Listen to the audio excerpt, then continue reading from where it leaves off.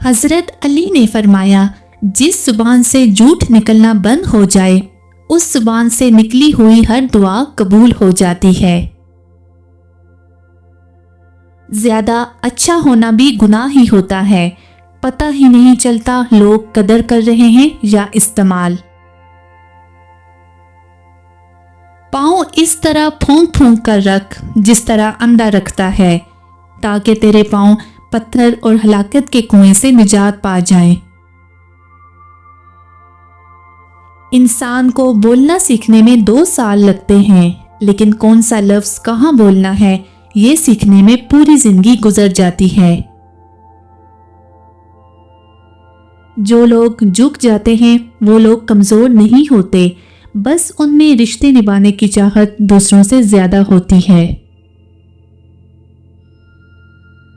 دنیا کی سب سے سستی چیز مشورہ، ایک سے مانگو تو ہزاروں دیتے ہیں، اور دنیا کی سب سے مہنگی چیز مدد، ہزاروں سے مانگو تو کوئی ایک کرتا ہے۔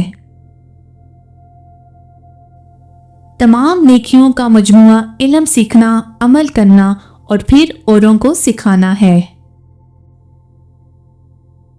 کمزور لوگ بدلہ لیتے ہیں، مضبوط لوگ معاف کر دیتے ہیں، ذہین لوگ نظر انداز کر دیتے ہیں۔ غلاموں سے سب سے پہلے تعلیم چھینی جاتی ہے، کیونکہ آزادی حاصل کرنے کی آرزو کو چنگاری علم دیتا ہے۔ عورتوں کی طرف دیکھنے میں 3 آفتیں آتی ہیں۔ اول، عورت کی طرف جان بوجھ کر دیکھنا جائز نہیں، یہ گناہ کا موجب ہے، اور قیامت کے روز عورت کی طرف دیکھنے کی باس پرس کی جائے گی۔ دوم، عورت کی طرف دیکھنا ایسا فساد کا بیج ہے کہ اس سے بڑھ کر اور کوئی تخم فساد نہیں۔ سوم، جو نظر عورت پر قصد اور ارادے سے ڈالی جائے وہ حرام ہے۔